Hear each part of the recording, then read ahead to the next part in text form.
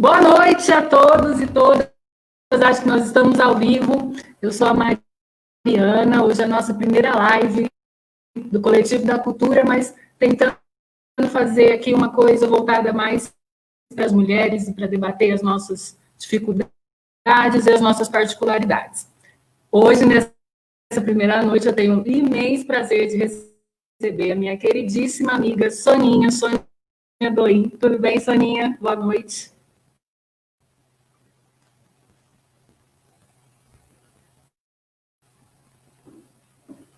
Soninha, eu acho que seu microfone está desligado.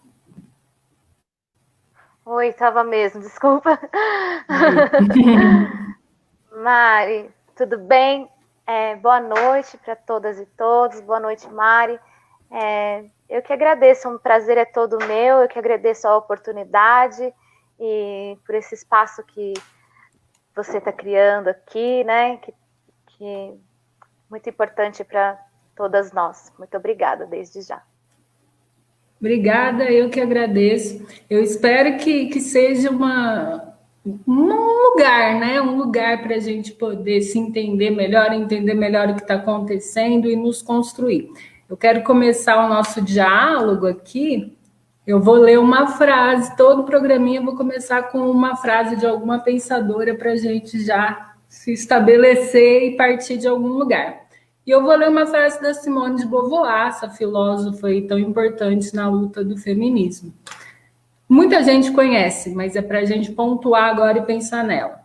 Que nada nos limite, que nada nos defina, que nada nos sujeite, que a liberdade seja a nossa própria substância.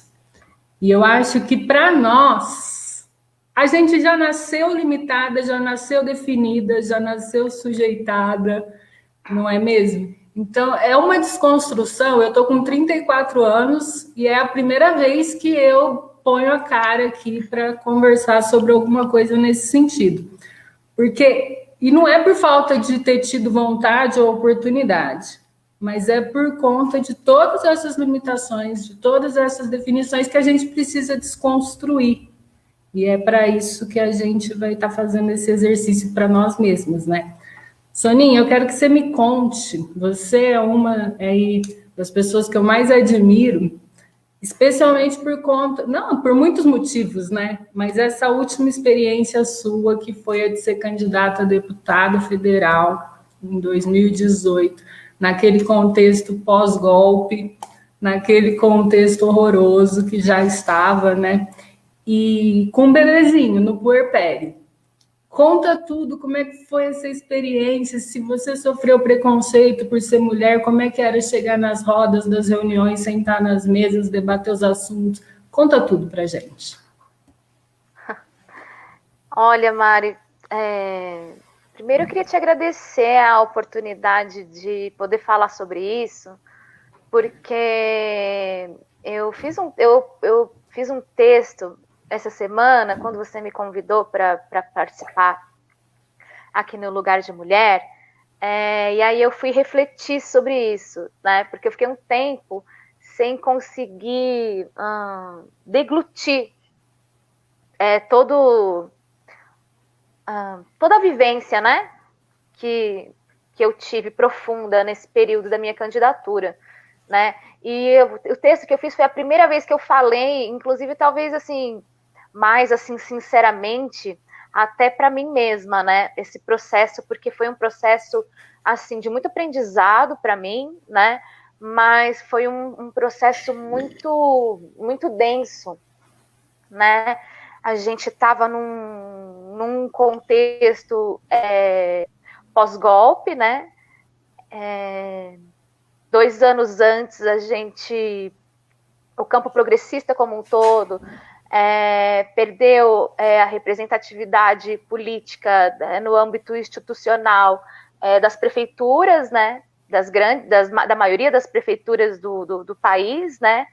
E isso foi muito forte para mim também, porque eu estava na campanha inserida no contexto no estado de São Paulo, em Ubatuba, acompanhando Santo André, Franca, né? E E foi um golpe assim muito grande para mim. A derrota foi uma coisa muito grande para mim, né? Essa primeira derrota. Aí veio a minha candidatura, que foi uma coisa assim, porque precisa de aquela coisa, né? Precisa de uma mulher no âmbito da representatividade feminina, né? Foi nesse sentido que saiu a minha candidatura. Precisamos de uma representante feminina, então, né? Por que não você, né, que tem uma trajetória no movimento estudantil, tem uma trajetória feminista, tem uma trajetória no campo da cultura, mas foi no âmbito da representatividade feminina, no sentido de ter que cumprir essa cota, né? Então, a minha candidatura veio muito nesse sentido, assim. E, assim, eu acho mesmo que nós, mulheres, nós precisamos mesmo de ocupar os espaços políticos, porque senão a gente não vai conseguir pautar, a gente não vai conseguir construir as nossas agendas. Porque não adianta, né, as nossas agendas serem construídas, né, o nosso lugar ser construído através do masculino, né, dos homens, né, que a gente vai só reproduzir a sociedade patriarcal enquanto a gente não conseguir falar por nós mesmas, né? Então, por um lado, eu sabia que tinha essa coisa da representatividade feminina e, por outro lado, eu sei que é importante a gente ocupar os lugares, que nós precisamos ocupar os nossos lugares, nós precisamos ir em direção da tomada de poder, do nosso empoderamento dentro dos espaços políticos, institucionais. Né, nós precisamos nos institucionalizar politicamente, eu acredito nisso. Então, eu, depois de um bom tempo, falei, bom, vamos lá, né? Mas eu falei isso com os 45 do segundo tempo também, o que complicou bastante, assim, a minha campanha, que ela já não tinha mais, não era uma campanha que tinha recurso, né? E aí acabou sendo uma campanha que não tinha recurso nem tempo, né? E aí foi muito complicado para mim, né? Meu bebê tinha, meu filhinho mais novo tinha 9 meses, né? E o meu mais velho tinha 10 anos na época. Então eu percorri o estado inteiro de São Paulo sem verba, né? Porque a gente traz essa cultura lá do movimento estudantil de fazer tudo na raça, né? A gente dorme no chão da escola, a gente faz credenciamento para poder comer, né? E quando a gente é adolescente, a gente leva isso tudo numa boa, né? Mas assim, com 2 filhos debaixo do braço, assim, passar por certas coisas que eu passei, foi complicado, né? Eu deixava o meu mais velho com a minha mãe, com quem pudesse, e o meu mais novo, eu amamentava, eu amamento até hoje. Então, eu ia com ele acoplado no meu peito, assim, na coragem e na fé pela luta, né? Pela agenda que eu acredito, né? E pela agenda que eu sempre lutei para construir, né? E que a nossa militância é um exercício diário, né? É uma luta diária, né? Legal. Então, assim, Mari, eu enfrentei preconceito, eu acho bastante assim, né? Porque, inclusive, meus irmãos são articuladores políticos, são grandes lideranças, é verdade, grandes dirigentes, né? E falaram assim, a Soninha tá, né? Isso é uma, como se fala, como se eles fossem meu grilo falante, a minha consciência, né? Como se eu não tivesse autonomia para estar onde eu estava, né? Eu fui muito desacreditada nesse sentido, no sentido que eu não falasse por mim mesma, né? Assim, então eu tive que provar por A mais B dentro da minha campanha, né? Que eu estava num lugar que era meu lugar e meu lugar de fala, né? E então, assim, eu acho que começa por aí, né? Os machismos que a gente enfrenta, né? Então eu tropecei muito por isso, né? Tropecei muito nisso. E num momento político delicado, que o campo progressista todo está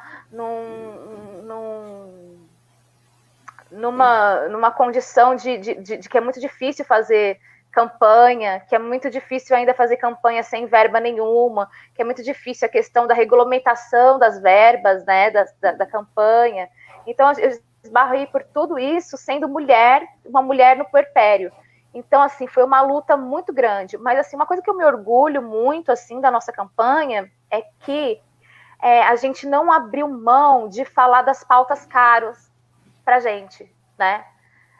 De falar, porque muitas das minhas agendas que eu construo culturalmente, né? De falar de feminismo, de falar de parto humanizado, de falar de aborto legal, de falar de políticas públicas inclusiva das minorias e antirracistas, né? De falar de intolerância religiosa, né? Então, assim, e essas pautas assim são difíceis de você travar quando você está numa campanha eleitoreira. Mas a minha campanha ela nunca foi eleitoreira, né?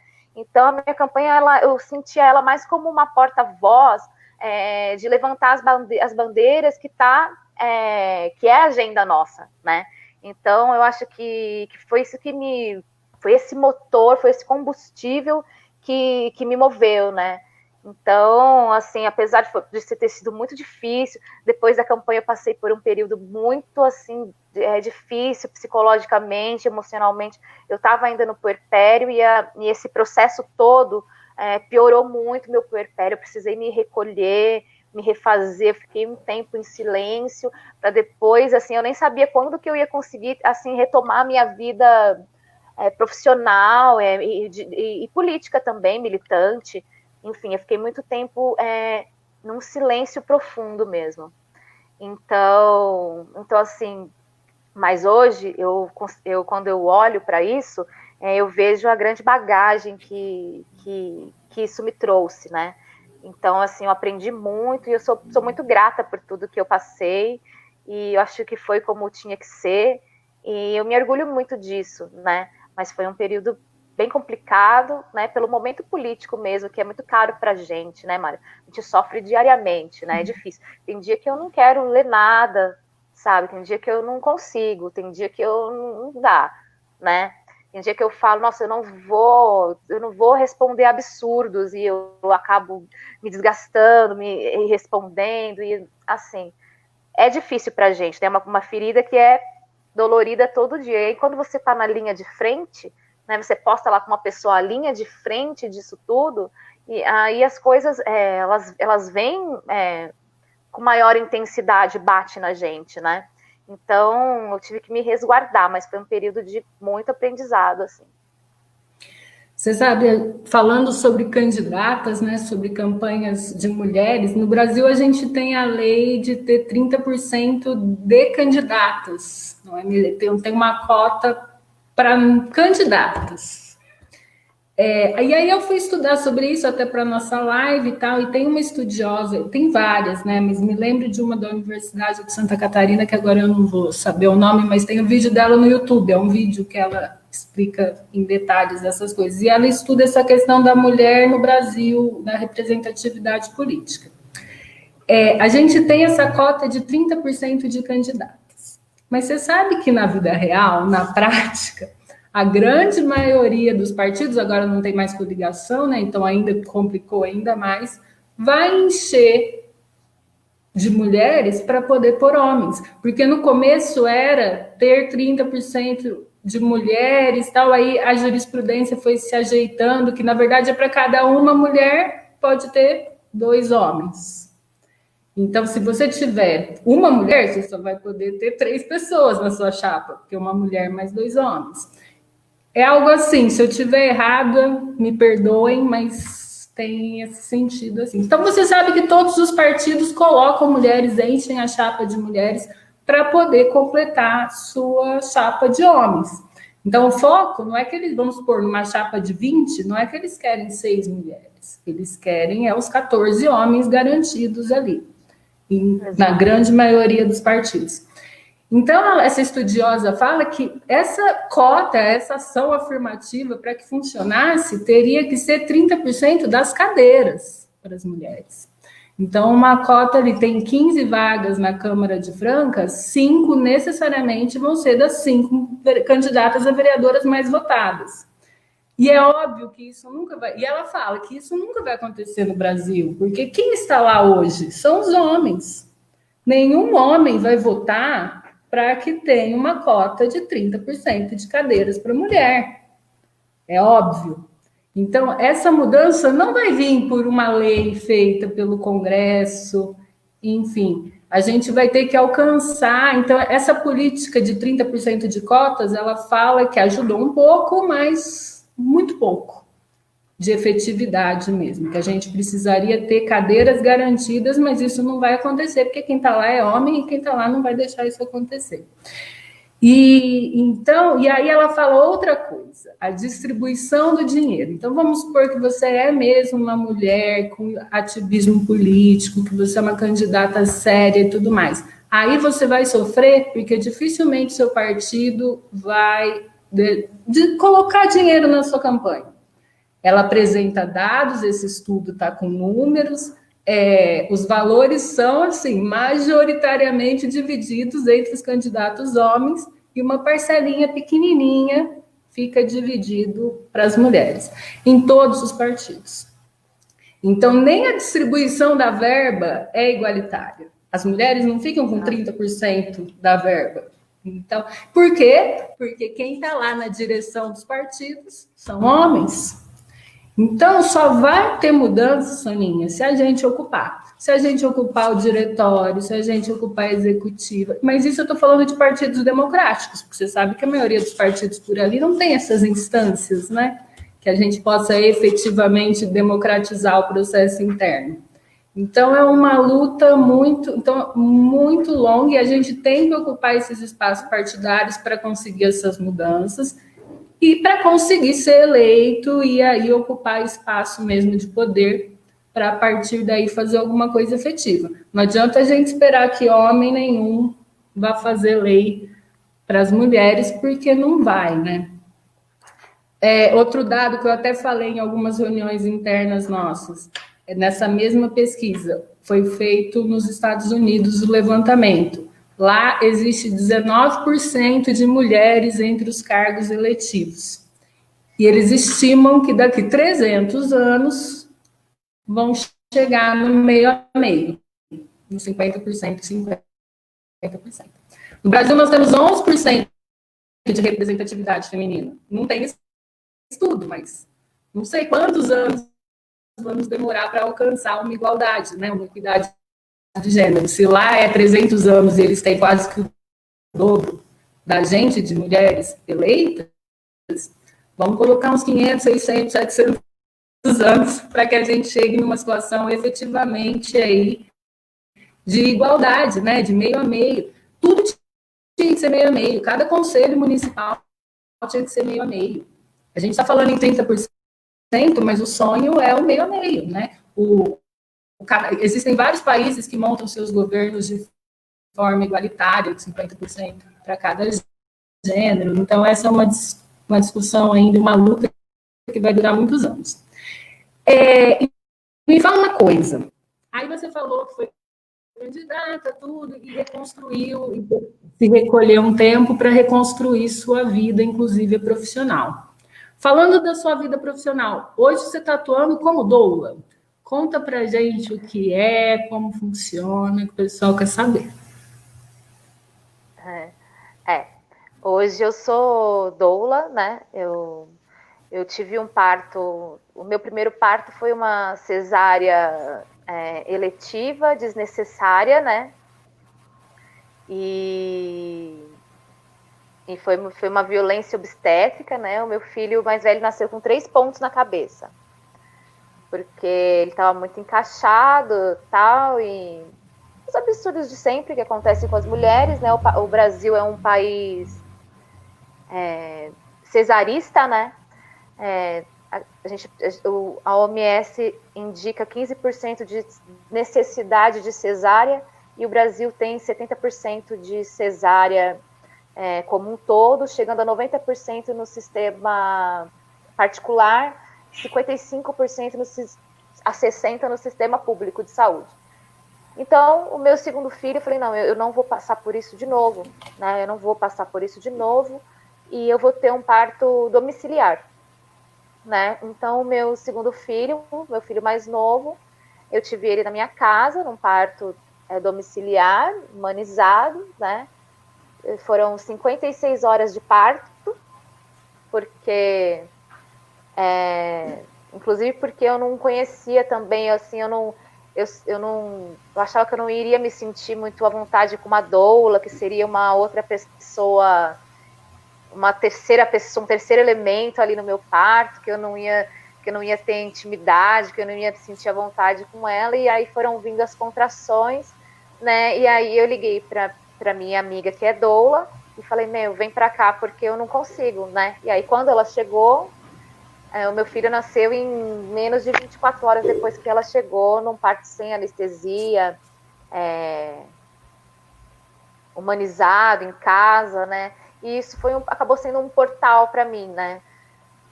Foi um portal para mim. Eu falei, eu acho que é por aí, esse é meu caminho, né? E aí eu fui estudar, né? E aí eu me formei no Instituto Gama, em São Paulo, que é o grupo de apoio à maternidade ativa.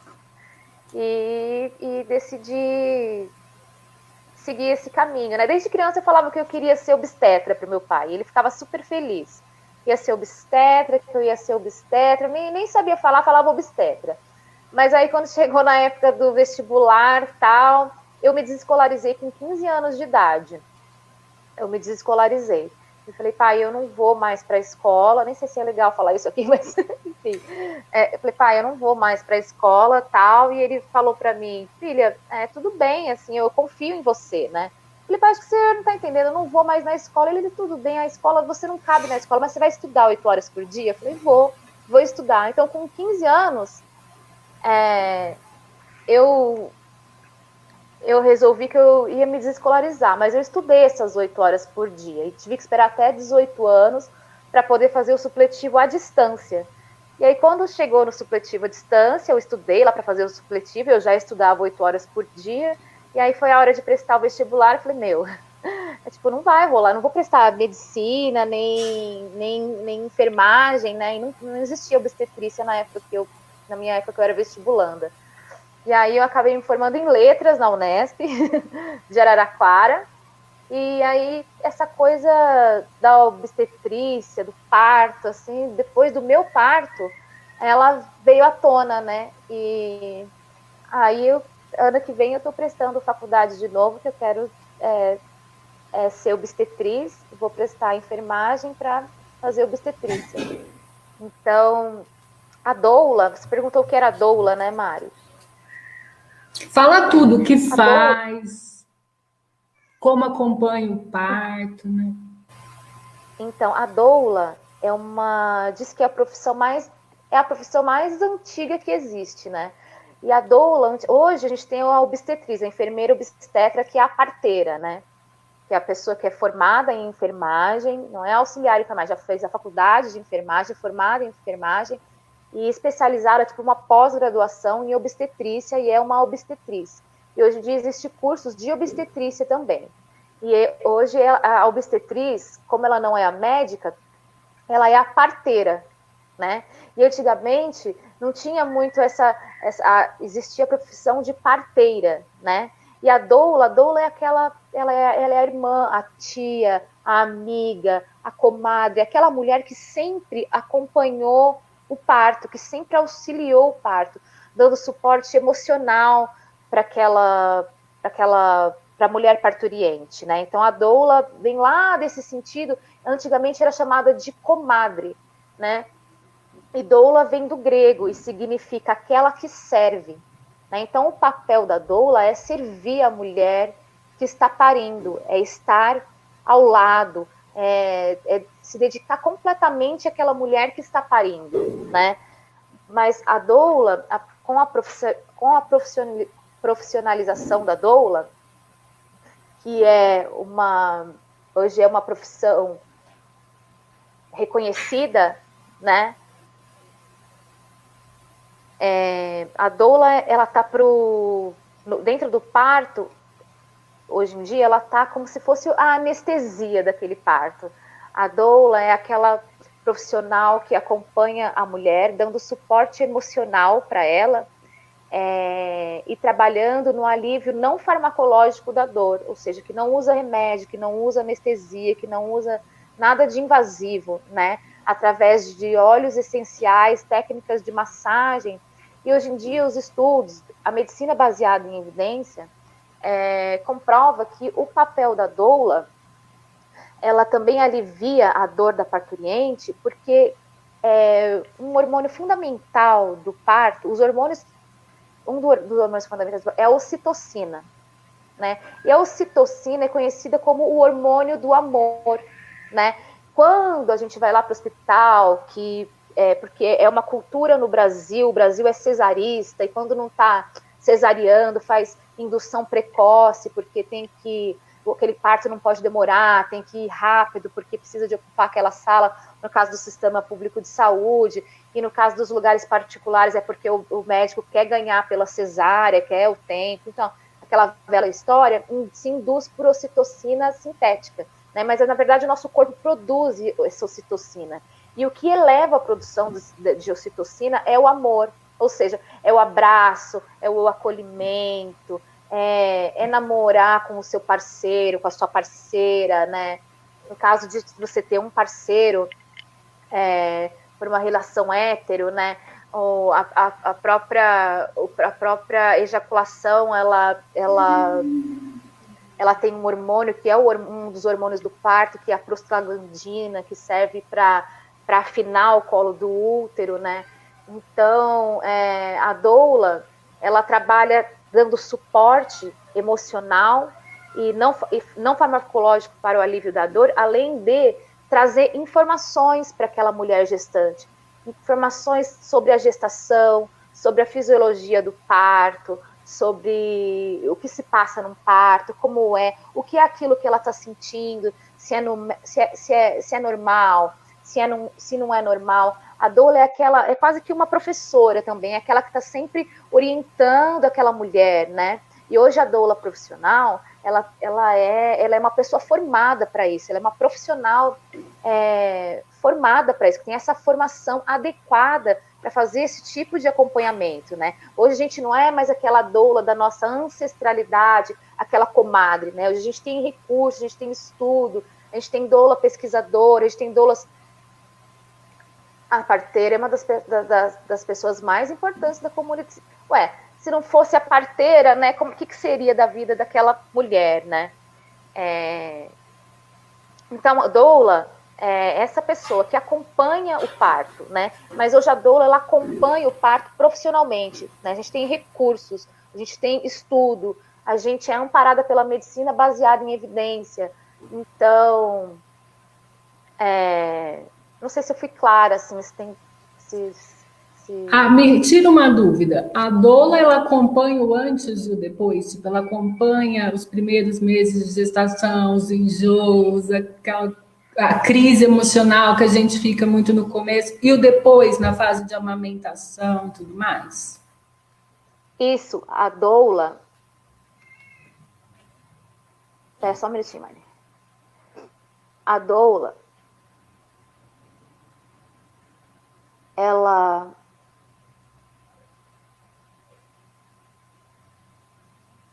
acompanha, né? Porque é isso, porque a doula traz essa informação para essa gestante, né? Ela traz todas as informações possíveis para essa gestante se empoderar a respeito da sua gestação e do seu parto, né?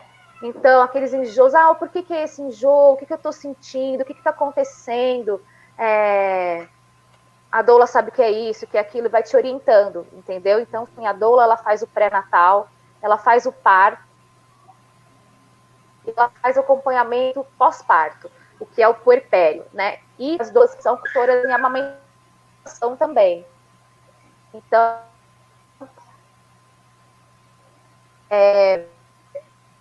tem as doulas que fazem consultoria de amamentação, então a doula, todo esse período da mulher gestante e parturiente, né?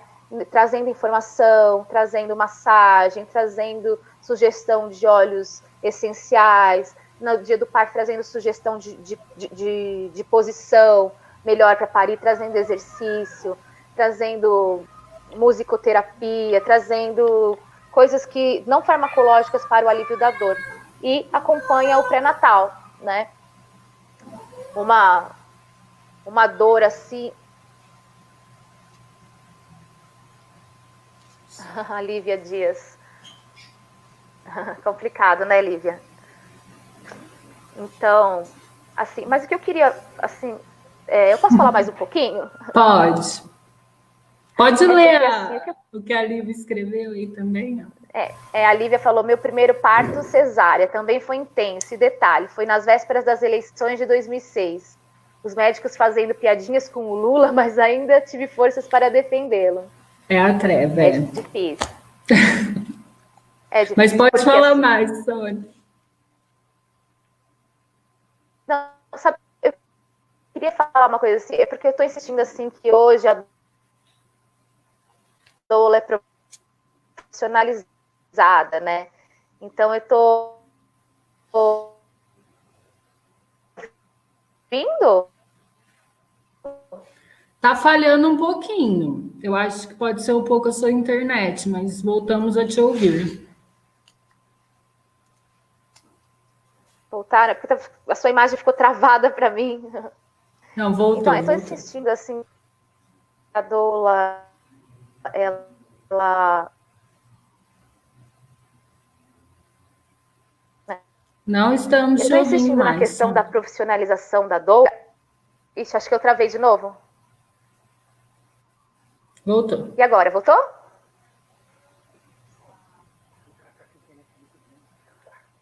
Ó, eu vou mudar de lugar para não acontecer mais isso.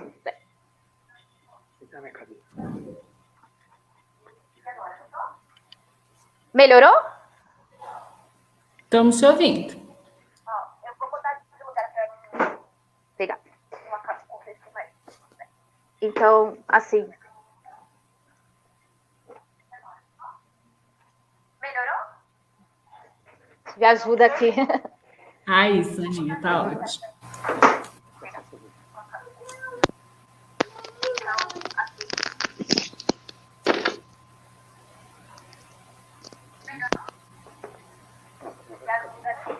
Ai, desculpa.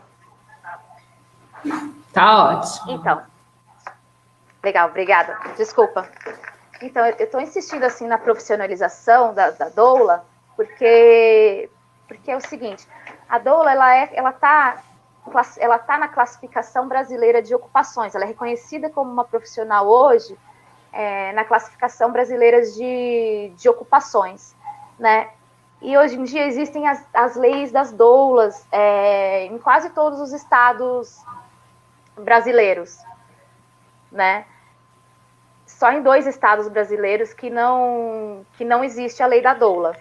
Só que o que significa essa lei da doula? A lei da doula, ela legisla o seguinte, e é geral, assim, apesar de cada município poder legislar sobre essa lei, o teor dela é o mesmo. E é o seguinte, é que toda doula, ela pode entrar dentro de um hospital e acompanhar uma parturiente. E pode até fazer parte do grupo de apoio voluntariado daquele hospital, né? E a gente precisa reformular isso, porque como eu disse, as doulas hoje elas são profissionais formadas, né? E a doula, a Organização Mundial da Saúde, ela fala que se baseia na medicina baseada em evidências, que a medicina baseada em evidências, ela revê todos os estudos científicos, médicos, ela faz revisão desses estudos, né? Vendo se esses estudos, se esses estudos eles são pertinentes ou se eles não são pertinentes, né? E é uma longa, extensa revisão pela comunidade científica médica internacional, né? Então, ela é uma referência, ela é a referência dos cientistas médicos mais importantes que existe, né? Um protocolo que não se baseia na medicina baseada em evidência, ele não é um protocolo seguro, porque ele vem de uma pesquisa muito localizada, muito restrita, né? Por exemplo, existe aquela episiotomia. A episiotomia é aquele corte na vagina, na vulva, que vai até perto do ânus, que se faz com a mulher em posição ginecológica, se faz aquele corte para retirar o neném mais facilmente. Né? Essa técnica, ela foi criada em 1800 e alguma coisa, final de 1800. E nunca, a medicina em evidência revisou esse protocolo e descobriu-se que nunca o objeto dessa pesquisa foi se, cortando-se a vulva da mulher, seria mais fácil para o bebê nascer, para a mulher parir, né? O que se descobriu é que cortando a vulva, o objeto da episiotomia é qual é o melhor lugar de corte? Qual o melhor bisturi para este corte? Qual é a melhor forma de suturar este corte? E o objeto nunca foi a necessidade de se realizar esse corte. Então, a medicina baseada em evidência revisou esse protocolo e hoje faz 20 anos mais ou menos, a Organização Mundial da Saúde não indica a episiotomia, contraindica a episiotomia, a necessidade da episiotomia, que no Brasil vem caindo menos o uso desse protocolo, mas até 10 anos atrás ou menos, isso era feito em 100% das mulheres que tinham parto anormal no hospital, né? Então, a Organização Mundial da Saúde, estou falando isso para falar da medicina baseada em evidência, né, da importância da medicina baseada em evidência, para falar que a Organização da Saúde se baseia na medicina baseada em evidência, porque eu quero falar que a Organização da Saúde recomenda as doulas, a presença das doulas nos partos. A Organização da Saúde recomenda que apenas 15% dos partos ou menos sejam cesáreas, não existe essa necessidade, e recomenda a presença de doulas, não só para o alívio não farmacológico da dor, porque doulas conseguem reduzir a 5% a necessidade de episiotomia, a 55% a necessidade de uma cesárea, sabe? A 30% a necessidade de algum tipo de indução, né? Então, a Organização Mundial da Saúde recomenda a profissional doula. E no Brasil, a profissional doula é reconhecida como uma ocupação profissional, né? E as doulas terem, às vezes, a legislação das doulas ser isso, que a doula tem a permissão para entrar no hospital, tem a permissão para acompanhar um parto, ou tem a permissão para compor aquele corpo voluntário daquela equipe, isso é muito pouco, porque o que acontece? As mulheres que são douladas hoje são as mulheres que têm condições de pagar por esse serviço.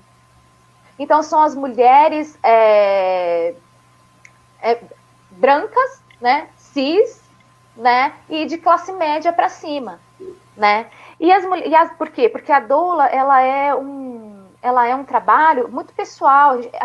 A doula e a parturiente, ou a gestante, ou a puerpéria, elas têm uma ligação muito, muito íntima, né? É uma relação de intimidade, é um vínculo que se cria, né, entre a doula e a parturiente, né? Então, assim, quando você põe uma doula lá no plantão para atender X mulher, a mulher X, a mulher Y, você também vai ser a doula X, a doula Y para ela, a gente vai criar aquele vínculo ali naquela hora, o que não deixa de ser importante para aquela mulher também, tá? É muito importante. Só que acontece que não é o espectro de atendimento que uma doula pode dar, não é o suporte real e por inteiro e completo que uma doula pode dar. Quando uma doula é colocada ali como voluntária ali naquele hospital, no SUS, né? E quando o sistema de saúde não reconhece a doula, que já é reconhecida pela ocupação brasileira de profissão, que já é reconhecida como uma profissional, e o sistema de saúde não reconhece a doula como uma agente de saúde profissional. Mas é muito legal para eles, é muito legal que ela esteja ali para mitigar gastos, né, riscos, né?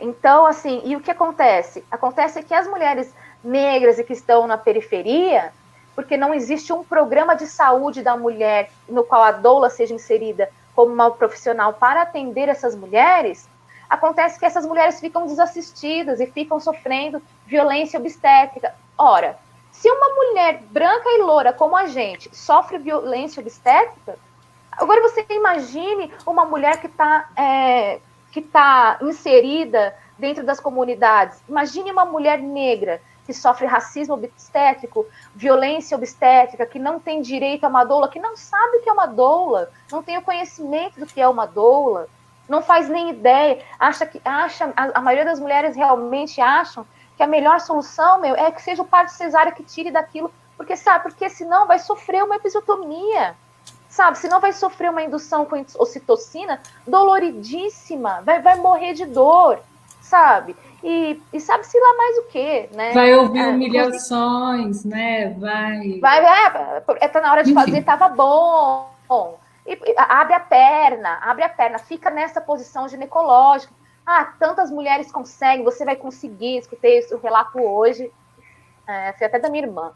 Assim, quando eu escuto esses relatos, eu fico muito, assim, eu como doula, eu fico muito, assim, abalada, sabe, assim. A gente, quando doula, quando a gente está num hospital público prestando atendimento, até para uma pessoa que a gente faz acompanhamento, que a gente é contratada para fazer esse acompanhamento, e essa mulher sofre violência obstétrica ali, muitas vezes a gente não tem nem noção que a gente está sofrendo violência obstétrica, a gente tem noção que aquilo é violência, a gente acha que, porque no Brasil o médico, né, é uma posição vertical, né, hoje existem muitos médicos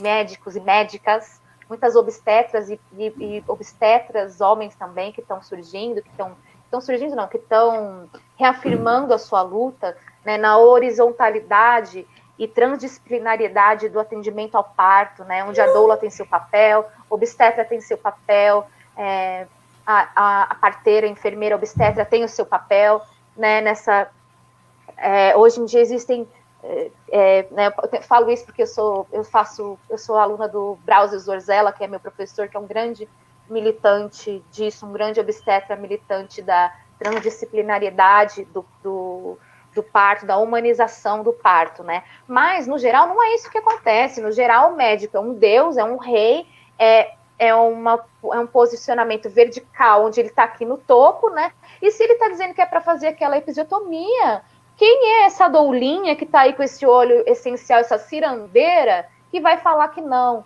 né? Outra coisa que falar em medicina baseada em evidência, a medicina baseada em evidência reconheceu os óleos essenciais e os florais como um alívio não farmacológico para a dor. Então, isso é ciência, é uma verdade científica, né? Então, não é questão de acender incenso e vela e é isso. E parto humanizado não é parto que a mulher está lá na banheira, um monte de vela acesa, cheirando a um monte de óleo essencial diferente. Parto humanizado é você humanizar o sistema de atendimento ao parto, esse cenário do parto, sabe? É você chegar lá com uma mulher que vive na periferia e informar ela do que acontece com o corpo dela, do que o corpo dela é capaz, que ela é capaz, que é violência alguém falar para ela abrir a perna, ficar em posição ginecológica, que é violência alguém querer fazer qualquer procedimento com ela que ela não saiba o que que ela não queira fazer, né? Mas ainda assim, no Brasil, essa cultura é muito arraigada, e essa figura do médico, o homem, essa presença dessa persona dentro da sala de parto, ela é muito, assim, forte, então é muito, assim, difícil. As mulheres, assim, no final, quando elas estão em Nárnia, principalmente as mulheres que não têm acesso à informação e à formação, elas vão acreditar naquele cara, desculpa falar, mas naquele macho obstetra que está lá inserido naquela sala de parto, que, assim, não faz nenhum século que esse cara está lá. No Brasil, o parto domiciliar passou a ser um evento menor do que o parto hospitalar na década de 70. Né? Doula deveria ser direito de toda mulher. Toda a minha experiência com a gestação e o puerpério provavelmente teria sido tão diferente. A Carla Alvarenga. É isso mesmo, Carlinha, é isso que eu tô querendo propor aqui. é isso que eu tenho que propor aqui, não, essa é minha luta diária, sabe? Doula, ela é um direito de toda mulher, né? E a gente precisa, essa cultura da hospitalização, a ciência, claro, trouxe muitas coisas benéficas, a tecnologia, a gente tem que usar do que é benefício. A gente tem que usar do que é benefício. É muito importante, né? Existem situações, né, que a cesariana ela é importante, né? Existem situações que a ocitocina ela é importante, né? Se a mulher quiser, existem métodos que não são esses que são utilizados hoje em dia, dessa anestesia de cavalo que dão nas mulheres, que imobilizam, acabam com a autonomia das mulheres. Hoje em dia, a ciência já sabe que existe o duplo bloqueio com menor dosagem de anestesia, que podem deixar a mulher com autonomia e sentir menos dor. Porque a satisfação do parto, na verdade, ela não está ligada com o bloqueio da dor, né? Ela está ligada com a autonomia da mulher, dela conseguir ser protagonista do parto dela. A mulher, ela precisa ser protagonista do parto dela. E quando você vai lá, se anestesia ela e não deixa ela se movimentar, se ela for ter um parto normal, você vai amarrar a perna dela na cadeira, vai fazer uma episiotomia, vai colocar um fórceps e vai arrancar aquele neném, né? Então é isso que acontece, sendo que hoje a ciência sabe que tem como anestesiar aquela mulher de uma dor que ela controle, que ela consiga sentir o círculo de fogo, que ela consiga ter a autonomia, que ela consiga ser protagonista do parto dela. Então, assim, é falta de investimento e de interesse político, né? Então é por isso que eu sempre que eu vou falar sobre doula, eu insisto que a doula ela é uma profissional e ela precisa ser inserida no sistema de saúde como uma agente de saúde. Por quê? Porque toda mulher tem direito a ter uma doula, porque a ciência sabe que a doula reduz a morte materna e neonatal, que ela reduz a dor da mulher no parto, que ela reduz o índice de cascatas de intervenção, porque quando você começa com uma intervenção, muito provavelmente vai terminar numa cesárea, porque é uma cascata de intervenções, né?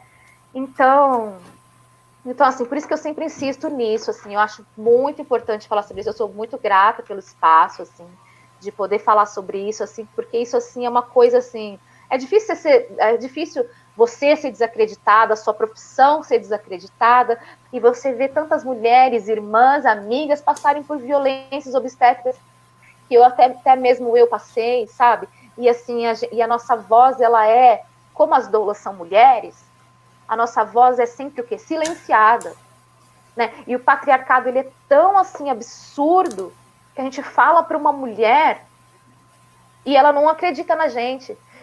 Quando a gente começa, quando a gente tá, ou uma mulher vem abordar a gente para a gente fazer uma assistência à gestação ao parto, ou a gente acaba que a gente não consegue falar, a gente fala, isso é assim, a gente dá o nosso pitaco numa gestação, a gente fala alguma coisa, porque, né, que a gente não quer que ela passe por aquilo que a gente sabe que ela vai passar. A gente sabe que a gente doula, a gente olha para uma gestante, a gente vê o olhar da carruagem, a gente vê o obstetra que acompanha, a gente vê o pré-natal que ela está fazendo, e a gente sabe no que vai dar.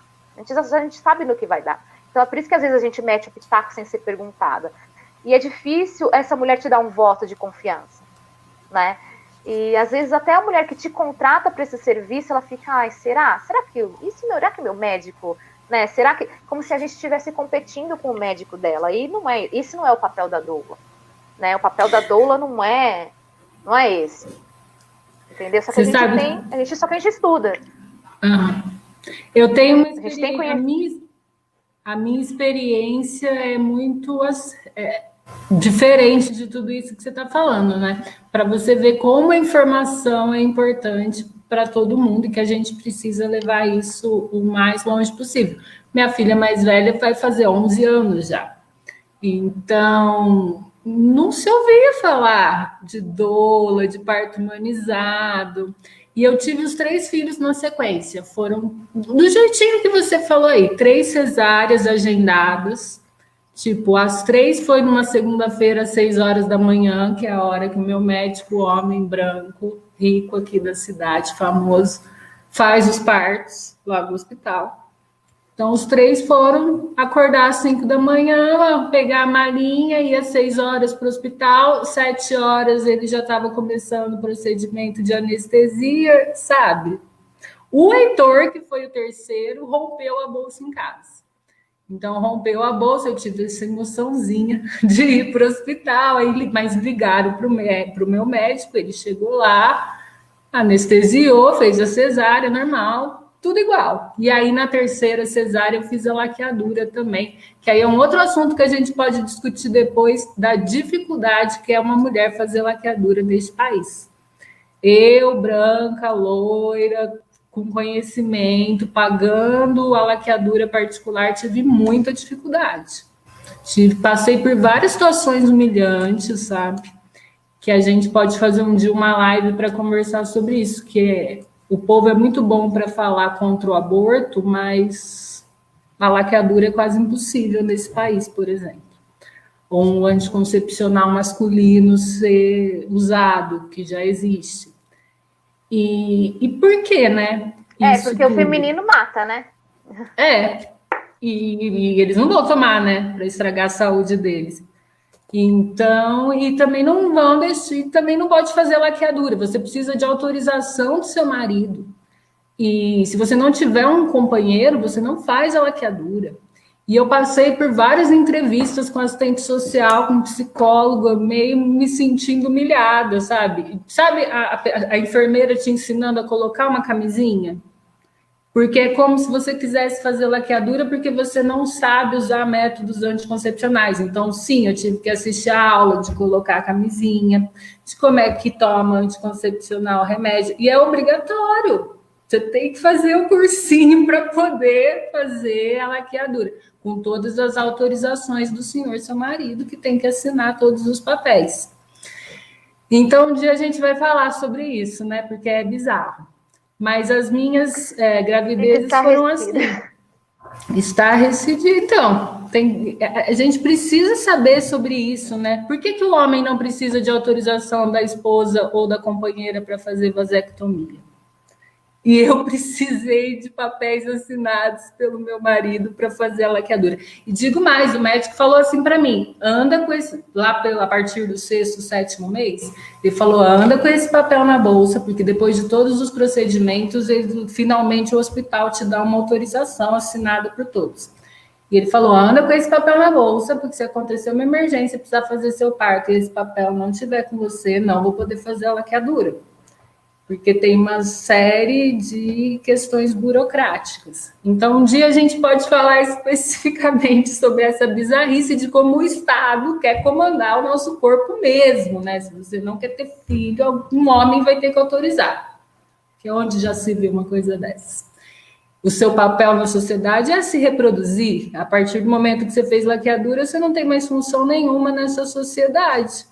É isso que eu entendi, assim, de todas essas humilhações e dessas dificuldades que eu passei. Mas os meus partos foram assim, 3 cesáreas agendadas com anestesia, sem nenhuma emoção. Então, hoje eu penso que me foi tirada essa chance, entende? Ainda mais agora que eu já fiz a laqueadura. Eu nunca mais vou ter a chance de sentir como é um parto. Se eu tivesse hoje essa cabeça, né? Quer dizer, se eu tivesse lá atrás esse pensamento de querer viver essa experiência, hoje eu não posso mais, mesmo querendo. Então, me foi tirado um pouco desse direito.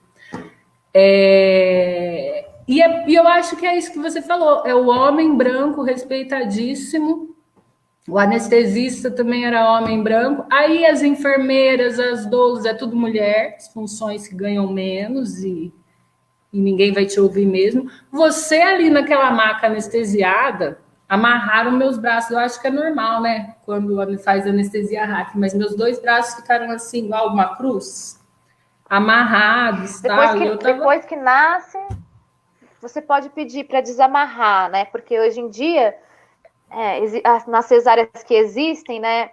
Existe a hora de ouro, né? E hoje em dia existe até cesárea humanizada, né? Daquela cesárea que precisou ir para uma cesárea, não uma cesárea eletista, né? Uma cesárea eletista nunca será humanizada, porque é desumano você marcar uma cesárea eletista para uma mulher, né? Então, quando você está numa cesárea humanizada, você pode pedir para desamarrar, você tem o direito, e para o seu filho ir para o seu colo, né?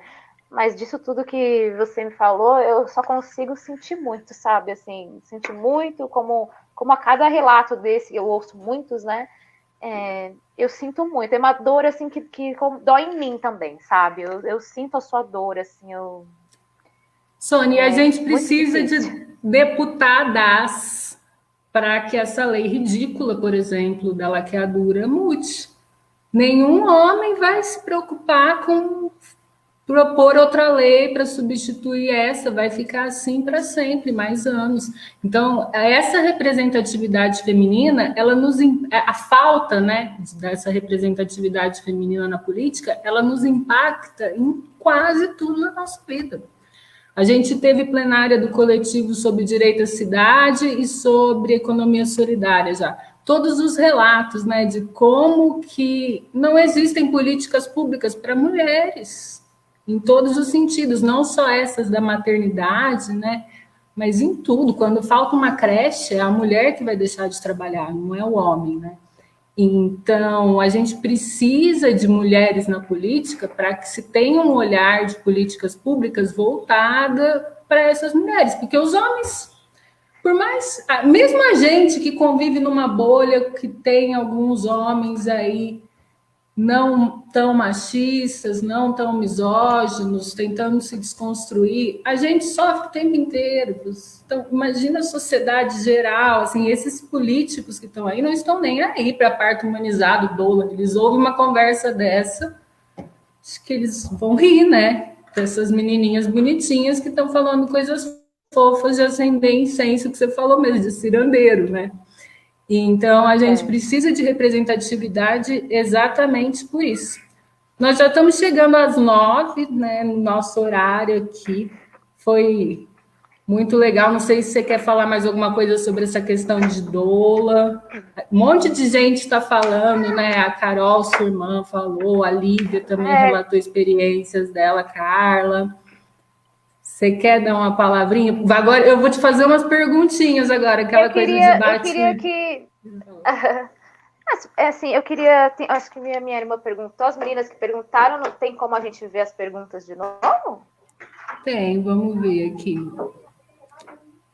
Carlos, você coloca para gente as perguntas? Aí a gente vai. Laura Sabino perguntou o que faz uma doula, mas acho que você esclareceu bem, né? Do comecinho até o final da amamentação. É isso? Quer complementar? Eu quero. Dá tempo? Dá. Então, acho que eu falei. A doula, então é assim, ela, como eu tinha dito, ela acompanha a mulher gestante, né, dando esse suporte de informações, né, trocando esses saberes, né, orientando, se quiser, frequentando o pré-natal médico, né, e orientando, isso é normal, isso não é normal, fica tranquila, essa contração chama Braxton, essa chama pródromo, essa estamos no período latente, agora você está no trabalho de parto, né? Se for para o hospital, vamos nos encaminhar para o hospital. No parto, acompanhando essa parturiente, dando esse apoio emocional mesmo, dando a mão, dando o braço, fazendo massagem, sabe? Dando uma água, fazendo uma comida, cuidando mesmo, é o ato de cuidar mesmo, né? E na amamentação, né? Como é a pega, né? Como é a pega correta, né? O porquê o leite não está descendo assim, o que tem na parte anterior do leite, o que tem na parte posterior do leite, né? O porquê não inserir fórmula precocemente, né? Se inserir fórmula, vamos inserir de uma outra maneira que não seja uma madeira, que seja um copinho. já está há uma semana que o bebê não consegue, mas a gente vai conseguir chegar nessa pega, a gente vai conseguir, tem histórico, tem relatos, existe isso na literatura, existe isso, vai dar certo, vamos com calma, eu sei que é difícil, né? E junto com a amamentação vem o puerpério, né? E, então a doula é aquela que dá esse suporte no puerpério também, né? Toda doula, ela dá o suporte no pós-parto, que não é bem o puerpério, pós-parto de 48 horas até os 30 primeiros dias. As doulas costumam dar esse suporte. E tem a doula que dá o suporte do puerpério, né? Porque a mulher fica num período, assim, muito à deriva por conta de uma amamentação, daquele período de amamentação, do bebê acordar de 3 em 3 horas, do bebê não dormir, né? Então a gente tem essa função de orientar e dar mais uma vez esse apoio, esse suporte emocional, né? Calma, não é tudo com você, calma, você não tem culpa, calma, você precisa tomar um banho. E se a mulher não tiver ninguém para segurar o neném ali para a mulher tomar um banho, a doula vai lá na casa, segura o neném e a mulher toma um banho, porque precisa desse suporte. A gente tenta elucidar as mulheres que elas precisam de suporte, né? Então acho que é mais ou menos isso. Me diga uma coisa, vou mudar rapidamente de assunto aqui antes da gente ir para os finalmente e ver se alguém tem mais alguma pergunta sobre isso. Como você enxerga o feminismo no Brasil e aqui na nossa região, a região de Franca, o estado de São Paulo? Como você vê que ele se organiza?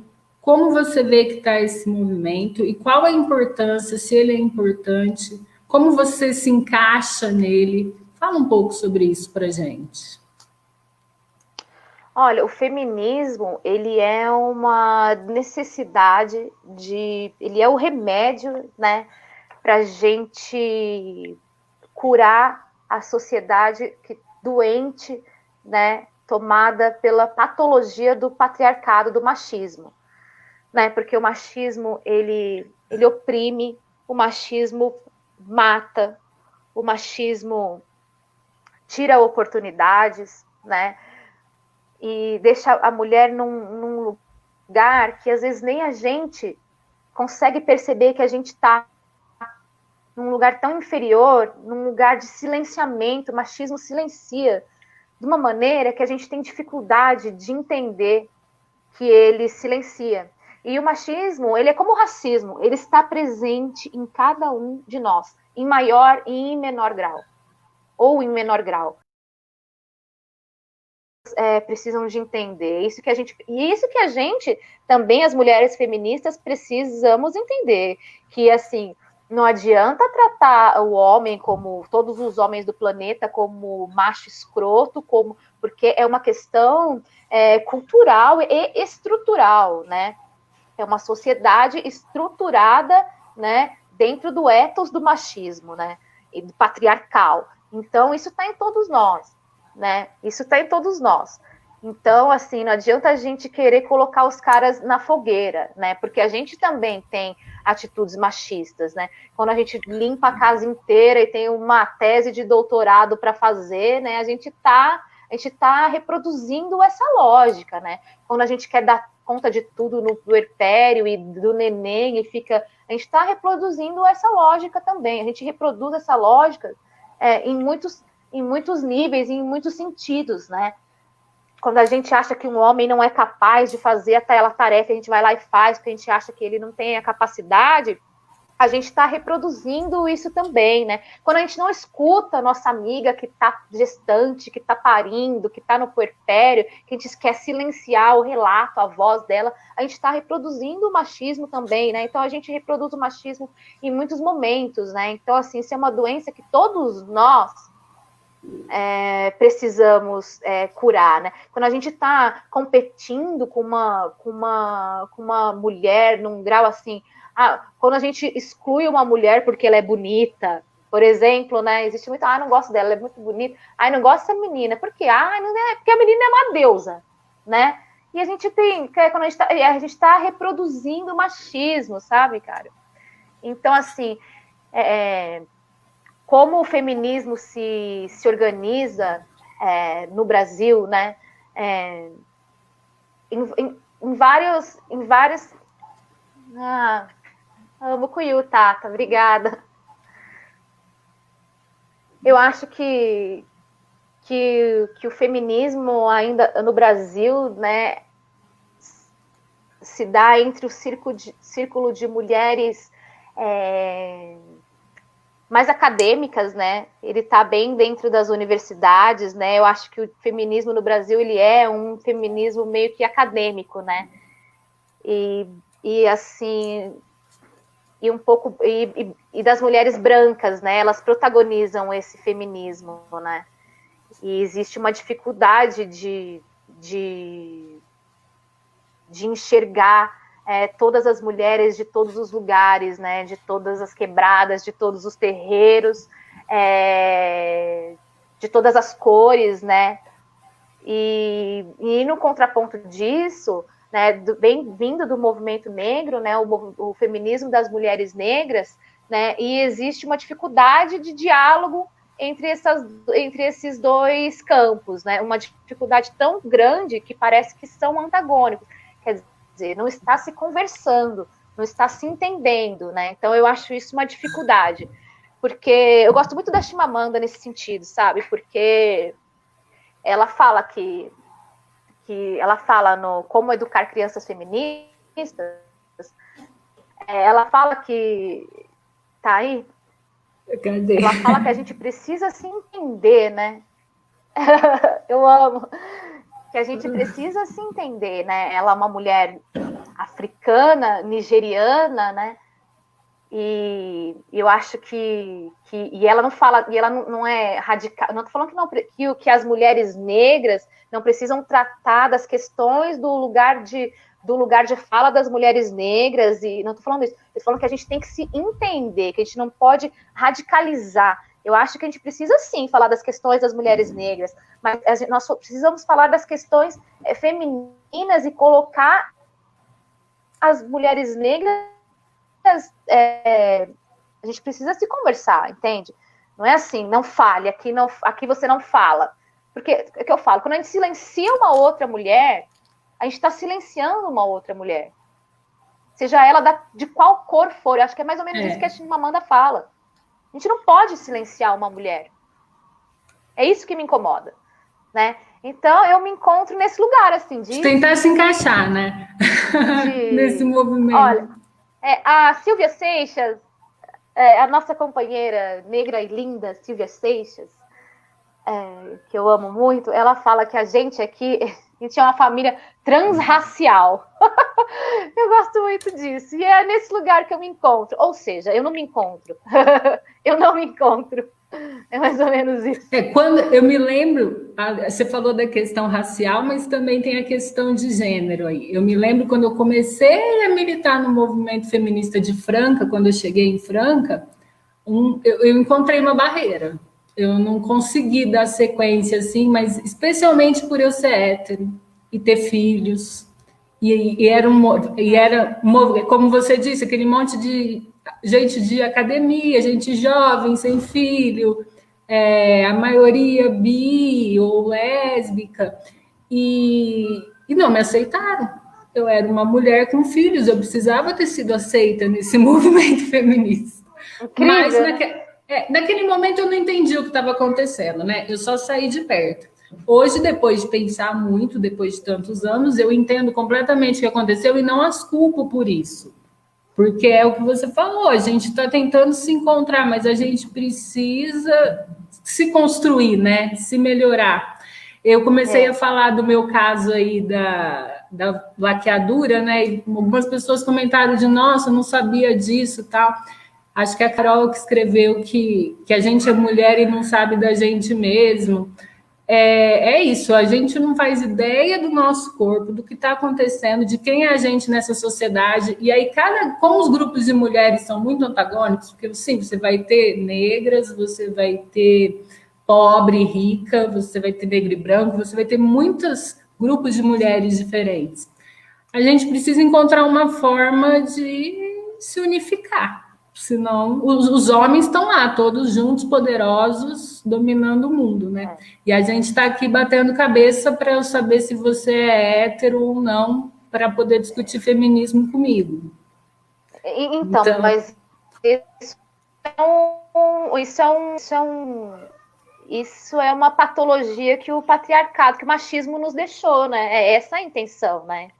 A gente aprendeu. Que a gente se imploda a ser competitiva. A gente aprendeu, né? A ser amiga, exato. A gente aprendeu a ela. Não gosto dela, não sou amiga dela, ela é linda, entendeu? Não gosto dela, ela é cor-de-rosa, não gosto, não. Eu não gosto de mulher, o meu círculo de amigos, que eu sou muito evoluída, é masculino, porque eu não gosto de mulher, porque eu não gosto das questões femininas, sabe? Não gosto dessa babaquice de, sabe? Só fala de fralda, pô, só não gosto disso, entendeu? Então a gente foi educada para isso, né? Para se implodir. Então isso faz parte. Mas nós vamos mudar, né, Sônia? A gente vai se unir e vai mostrar para esses homens como é que se abre. Tô brincando. A gente precisa dos homens do nosso lado, né? Para mudar isso. Dos homens feministas, né? Isso, a gente precisa de homens feministas. Homens e mulheres, né? Pode falar. Isso aí. Você desconstruir, né? É o que eu tô lendo que a Carolina está dizendo, a gente precisa se construir e se desconstruir o tempo todo, né? É um exercício diário, né? É isso mesmo. E o Lugar de Mulher, que é essa página que a gente criou, é do Coletivo da Cultura, é importante deixar claro. Então, nós somos do Coletivo da Cultura, mas a gente sentiu a necessidade de ter um espacinho para debates mais pontuais, né? E aí eu fiquei até numa crise, assim, né? Do tipo, será que a gente não tá... Isso que você falou de reproduzir o machismo. Será que a hora que eu proponho montar um grupo separado, uma página separada, eu não estou legitimando tudo isso? Porque, olha, existe o Coletivo da Cultura, certo? Ele único, uno, tal, neutro. E existe o Lugar de Mulher. Como se a gente não fosse... Enfim, me deu uma crise filosófica aí nesses dias. Não, você me desculpa, mas eu acho que não, sabe? É porque... eu queria mandar um beijo pro meu pai quilandeiro. Te amo. Pra minha mãe Kwanza. Eu amo vocês demais. Estão aqui com a gente. Eu acho que não, sabe, Mari? Porque assim, a gente precisa de reparação, a gente precisa de como a cultura machista é essa, de nos silenciar e de nos colocar em rota de colisão, a gente precisa de um espaço onde a gente fale das nossas coisas para nós mesmas, onde a gente consiga se entender, onde a gente fale da gente para a gente mesmo, do nosso lugar de fala, do lugar das nossas dores, dos lugares que a gente almeja. A gente precisa, é que eu falo, a gente precisa construir os nossos espaços a partir do nosso ponto de fala, e para isso a gente precisa para isso a gente precisa se conversar, a gente precisa se compreender, sabe? O feminismo negro a gente precisa de chegar perto, a gente precisa parar de entrar em rota de colisão, a gente precisa ter um espaço nosso, sim. Sempre a gente precisa ter um espaço nosso, porque é só assim que a gente vai se fortalecer. Imagina o que você disse, daqui quanto tempo a gente vai conseguir ter uma representatividade 500, 600 anos. Daqui 1000 anos? Não sei então, se a gente não se sentar... se a gente não sentar junta e não se conversar, não se entender, não olhar no olho do olho, não falar das nossas dores, né? Porque a gente precisa... Porque a gente entende uma a outra na real, né? A gente foi educada para não. Mas, na verdade, se a gente parar e falar assim, amiga, é o seguinte, vamos colocar o pé no chão, parar de dar tiro no pé... É o seguinte, cara, poxa, você não tem noção, eu tô aqui tentando trabalhar, entendeu? Então eu trabalho, eu lavo roupa de madrugada, meu filho não dorme, eu tenho que fazer almoço, isso, aquilo, eu não aguento mais, amiga. E você, na sua casa tá como? Sabe? E tem aquela amiga diferentona que, tipo, tá super empoderada, a gente precisa nós somos espelhos. É, né? é A gente isso. precisa olhar uma para a outra. É isso mesmo, Sônia. Me fala uma coisa, agora toda live eu vou fazer 3 perguntas no final para você, porque o nosso papel aqui é realmente empoderar outras mulheres. Para mim, particularmente, primeiro é me empoderar, que eu estou nesse processo começando ainda, não está evoluído, não. Maravilhosa. E especialmente mostrar para todo mundo que a gente pode se empoderar juntas, vamos dizer assim, né? Que a gente precisa disso. Então, a missão aqui sempre é muito de mostrar que é possível, que é capaz. Eu não sei se você já viu aí as propagandinhas, mas a Melinda e a Clarice, minhas filhotinhas, vão gravar uns videozinhos contando fábulas, né, daquele livro Histórias de Ninar para Garotas Rebeldes. Que são 100 histórias muito legais, assim, em tom de conto de fadas, e aí eu estou gravando com elas, vamos ver o que vai virar, né? Porque eu quis trazê-las já para isso, né? Então, e são histórias muito legais que elas vão contar. Então, nosso objetivo é mostrar que as mulheres são demais. Que foi uma mulher que fez lá o DNA do coronavírus em 48 horas, num tempo recorde, que foi uma mulher que programou a câmera fotográfica que tirou a foto mais perto do Sol até hoje da NASA. Essas mulheres, elas precisam ser visibilizadas para que a gente possa se sentir representada, para que as crianças possam querer ser cientistas. Você sabe que há uns anos atrás veio na lista de material escolar os materiais, e aí no final tinha assim: um brinquedo, sugestão para meninos, kit cientista, super-herói, tinha umas sugestões. Para as meninas, kit cabeleireiro, coisas de cozinha. Aí eu fui lá na escola, eu tive que marcar um horário lá na escola e falar na direção que não podia ter uma coisa dessas, né? Eu falei, gente, se eu postar essa lista no Facebook, essa escola fecha, porque é um absurdo muito grande uma coisa dessas, né? Aí eles se desculparam e tal, tiraram da lista, mas as nossas crianças crescem assim, né? Achando que os meninos vão brincar de kit cientista e de super-herói, de detetive, de coisas muito legais, e as meninas vão brincar de casinha, de bonecas, funções de cuidado, que a mulher Na serve para real, as isso nossas mesmo. crianças. Na real, as nossas crianças não, né? Mas a maioria das É, crianças sim, né? Meu filho sim. tava no mar com um amigo dele, filho da minha amiga, né? Aí eu tava lá no mar, que é uma baiazinha, assim, chama Barra Seca, inclusive, é um mar sem onda nenhuma. A gente tava lá boiando, tal, curtindo um final de tarde, pôr do sol. Aí ele virou para amigo dele e falou assim: Batata, qual é a pior coisa que você acha que existe no mundo? Aí o Batata virou e falou assim: o machismo. Aí o Batata virou para ele e perguntou: e eu que te pergunto, e qual a melhor coisa que existe no mundo, João Pedro? Ele: o feminismo. Ai, que coisa maravilhosa. Então as nossas crianças não, né? As nossas não, mas a vida é dessa, né? Então eu quero justamente mostrar, por isso que eu pedi para as meninas participarem. Eu vou atrair o Heitor também. O Heitor só vai começar porque ele ainda é muito novinho, ele é muito destrambelhadinho, tá mais atrapalhando, né? Mas eu quero que o Heitor participe também para a gente fazer uma coisa para criança, sabe? Para que as crianças já cresçam sabendo que elas podem ser o que elas quiserem. Então, me fala uma coisa, eu vou te fazer 3 perguntas. Me fala uma grande mulher da história e por que você considera essa mulher foda e que mudou a história do mundo.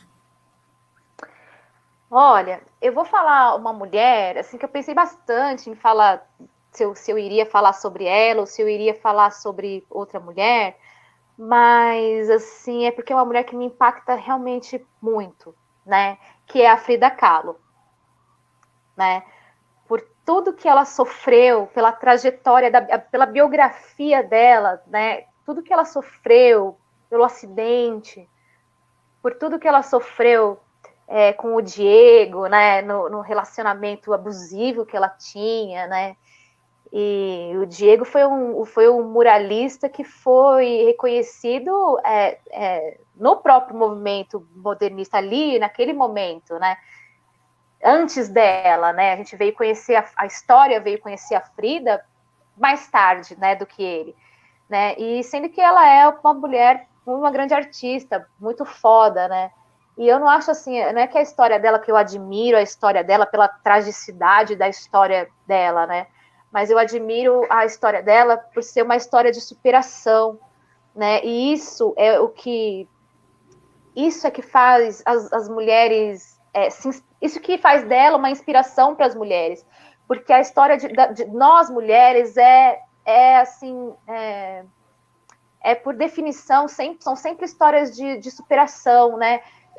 Eu digo a mulher que é uma médica, a mulher que é as mulheres que bancam os próprios caminhos, que trilham os próprios caminhos, sempre são histórias de superação, né? Tem que superar a estrutura familiar, tem que esperar muitas vezes violência doméstica, tem que superar a estrutura do patriarcado, né? Então, nesse sentido, eu acho a Frida Kahlo uma grande referência, né? E é uma mulher que discute machismo, que discute gênero, que discute racismo, e através da obra, inclusive, dos autos retratos dela, né? Que diz muita coisa sobre nós mulheres, né? Então é universal, né? Assim, eu admiro muito, assim, né? Ainda mais todas as mulheres que têm que superar tragédias, né? E conseguir superar essa história de superação. Então eu me identifico muito com a Frida. Então, eu já vou fazer uma propaganda, que eu falei aí que as meninas vão fazer o programinha, e o primeiro vai ser da Frida Kahlo. Vai ser quinta-feira. Que legal. A gente vai postar. Eu programei para postar às 7 da noite, então toda quinta, às 7 da noite, a gente vai postar esse vidinho curtinho, 2 minutinhos. E o primeiro vai ser da Frida, então vai ser legal. Depois você mostra para os seus filhotinhos aí também. Muito bom, e aí, com certeza. Próxima pergunta. Agora você falou da história e uma grande mulher hoje. Quem está mudando o mundo hoje? Olha, eu acho que muitas mulheres estão mudando o mundo hoje, né? Mas, assim, eu queria falar de uma mulher que eu já falei dela, eu acho ela muito importante, que é a Chimamanda, né? E a Chimamanda é uma mulher africana, nigeriana, né? E ela não é uma mulher, ela não é uma mulher que veio da pobreza, né? A Chimamanda, o pai dela ele era professor de estatística da universidade. A Chimamanda, ela cresceu dentro da cidade universitária, né? Ela estudou medicina e farmácia nessa universidade nigeriana, né? E ela foi estudar nos Estados Unidos depois, e ela fez 1 ano só de farmácia e medicina, e ela foi estudar nos Estados Unidos, ela foi estudar as africanidades, né? As questões africanas nos Estados Unidos. Então, ela não é uma africana que ela não foi estudar nos Estados Unidos e se ocidentalizar, né? Ela fez exatamente a contramão. Ela foi africanizar o mundo, entende? Então, assim, essas questões que ela fala, o feminismo que a Chimamanda trata, as questões que ela trata é através de um paradigma africano. Então, ela não foi para o Ocidente se ocidentalizar, né? Então, acho que ela fez um grande favor para a cultura africana. E, assim, eu não falo para a cultura africana ancestral, sendo que ela trata disso também, mas eu falo, assim, do paradigma da produção científica africana mesmo. Então, eu gosto muito da Chimamanda, porque eu gosto muito desse movimento que ela tem de africanização, entendeu? Eu acho importante isso, porque ela não foi se ocidentalizar, e ela é uma mulher, e ela nasceu num berço de ouro, né? E ela poderia ter feito isso, mas ela não fez. né? Ela fez o caminho contrário, um caminho militante. Ela é uma militante séria, ela é uma feminista séria, ela é uma cientista séria, uma pesquisadora séria, uma artista séria, né? Então, eu gosto muito da Chimamanda, eu gosto muito dela. Muito bom.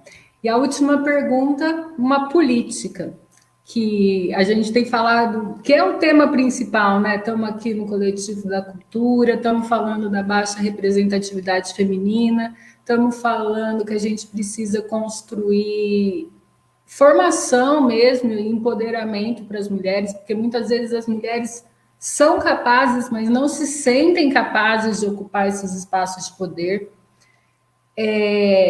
Então, uma política, uma mulher que esteja desempenhando seus papéis políticos que você admire e por quê? Antes de terminar, assim, a gente poderia falar de várias mulheres, né? Porque são muitas, né? A gente está aqui selecionando assim, a gente está falando do que dá para ser dito. Ilustrando, né? Algumas, né? Ilustrando. Então, assim, eu poderia falar de várias mulheres, inclusive na política eu poderia falar de várias mulheres. Existem grandes mulheres de muita qualidade, né? Mas eu gostaria de falar da Benedita da Silva, sabe? Porque ela a Benedita da Silva, ao contrário da Chimamanda, ela nasceu na miséria, ela nasceu na pobreza, ela é filha de lavadeira. Então, ela mesma fala, eu não me lembro qual que é a frase exata dela, mas ela fala que ser uma mulher de lutas é uma coisa inerente na vida dela. Ela sempre teve que ser uma mulher de lutas. Então, a política, a militância dela e a vida dela se confundem porque foi a condição, né, que ela sempre se encontrou, né? Então ela organizou as mulheres da comunidade dela em torno da escola de samba muito cedo. Ela se descobriu feminista muito cedo. Ela organizou o grupo de mulheres que virou um grupo feminista lá na favela do Chapéu Mangueira, que é um lugar que ela é atuante até hoje, né? Ela é uma das fundadoras do Partido dos Trabalhadores no Rio de Janeiro. Ela é a primeira senadora negra do Brasil, né? Ela foi deputada federal, reeleita deputada, vice-governadora.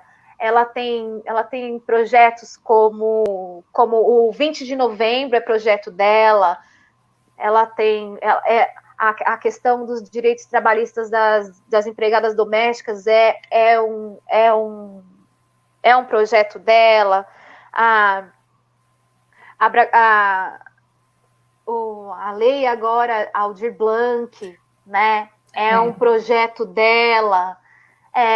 Assim, e a história, o currículo dela, o histórico dela é muito, muito, muito extenso, né?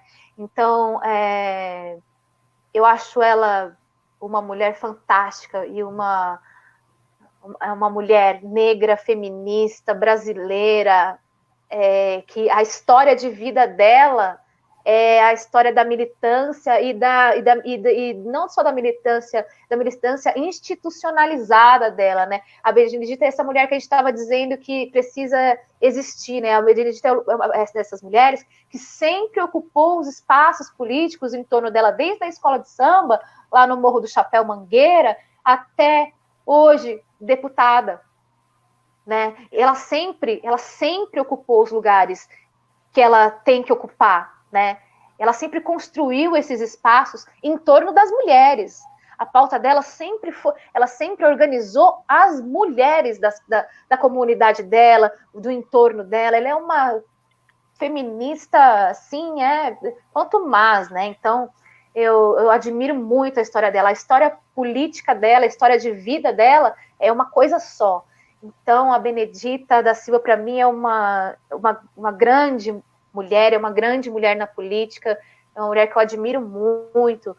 Mas eu poderia falar da Dilma, eu poderia falar da Marielle, eu poderia falar da Manuela Dávila, né? Poderia falar de meninas como a Karina Vitral, eu poderia falar de bastante gente, mas eu escolho uma mulher negra de muita, muita potência, eu tenho muita admiração pela Benedita. Então, por isso que eu escolho falar dela. Que lindo. Obrigada. Sônia, a gente vai encerrar. Quero agradecer demais, demais, demais, demais a sua Eu que participação. Foi agradeço. demais.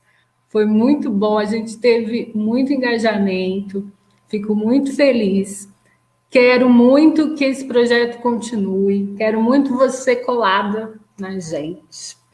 E eu Obrigada, quero Mari. agradecer o Coletivo da Cultura, né, que tá por esse espaço, porque foi construído coletivamente, não foi imposto, né, um espaço, a gente discutiu e decidiu por esses formatos. Então, obrigado a todos, obrigado a todo mundo que participou. Domingo que vem a gente tem outro. Lembrando da propagandinha que quinta-feira o Coletivo da Cultura vai postar o videozinho da Frida Kahlo, feita por crianças para crianças. Então, e vamos que vamos na luta, porque a gente tem um caminho muito árduo para trilhar, né? Esses 600, 700 anos, de repente, viram uns 200, se a gente se organizar direitinho. Muito Com obrigada, certeza. Sônia. Obrigada a você, Mari. Agradeço demais o espaço, a oportunidade. Você é uma mulher que eu admiro muito e fico muito feliz pelo convite. Quero agradecer a todos também que participaram da live, a todo o meu povo, Pai Quilonderu, Mãe Kwanza, Tata Camuanga, minha irmã, meus irmãos, minha família querida, meus amigos, todos que caminham com a gente na luta, né? Eu amo muito vocês. Se eu não fosse meu povo, eu não seria quem eu sou, né? Então, eu agradeço demais a você, porque você é uma super mulher que eu admiro muito, você sabe disso, já fiz 1000 declarações para você. Então, parabéns pelo espaço. Muito obrigada, parabéns pelo espaço, é muito importante esse espaço, sim, dentro do coletivo da cultura. Eu acho que só fortalece o coletivo, né? Só vem dizer, te amo também, cara, só vem dizer o que o coletivo traz, né? Por onde o coletivo enxerga, como o coletivo é engajado, né? Eu acho que só acrescenta ao coletivo, fala muito do coletivo, ter o lugar de mulher, né, tem um espaço como lugar de mulher, fala muito sobre o coletivo, então eu estou imensamente feliz e orgulhosa de estar aqui e muito agradecida. Obrigada, viu? Obrigada e boa noite. Obrigada a todo mundo. Beijão. Até mais. Beijo. Beijo.